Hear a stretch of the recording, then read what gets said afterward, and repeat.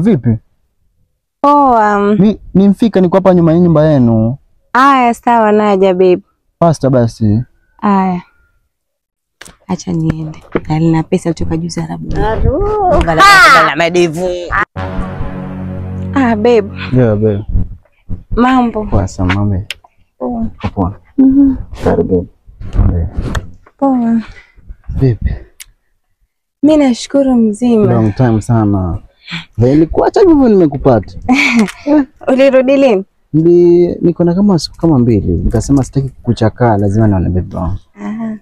Umfanya vizuri kuja. Yeah. Mzee mimi nina stress wewe. Sasa nini babe? Yaani weache tu. Huko ndani kwetu matatizo. Nina mdogo wangu afukuzwa shule yule mwana Juma. Alafu kuna Saidi na alifukuzwa shule jana. Saidi afukuzwa shule jana. Afukuzwa shule. Kuna yule mamangu mdogo naye juzi alimwona nyoka juzi usiku akaenda dukani. Hapa ndani hivi unavyoona nyumba yafungwa, hatuna hata pesa za kulipa kodi. Maana hapa ndani tulipa 3000 kila mwezi. Nyumbani kuna mwalipa hizo zote hizo. Room 2. Kwa ndani alafu kuna jiko. Kando na hivyo kuna mjomba wangu jana alitaka kujiua, hivi tutataka tumpeleke kwa mtibabu. Nataka kujiua Kuna ile babangu mdogo alishikwa apelekwa polisi, nataka niende nikamfuate.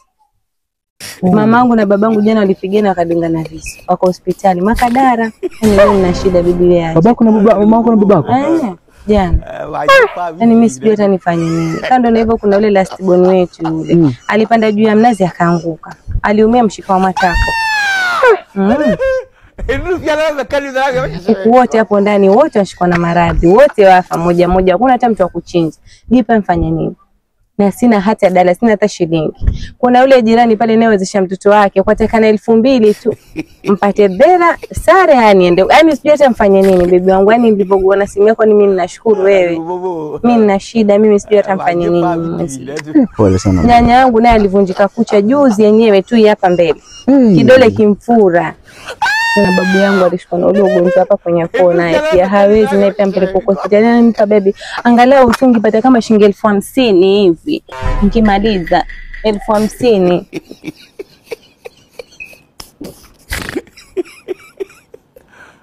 Bobo. Waje fa vitu hivi. Kurogwa huko au nampa shida nyingi.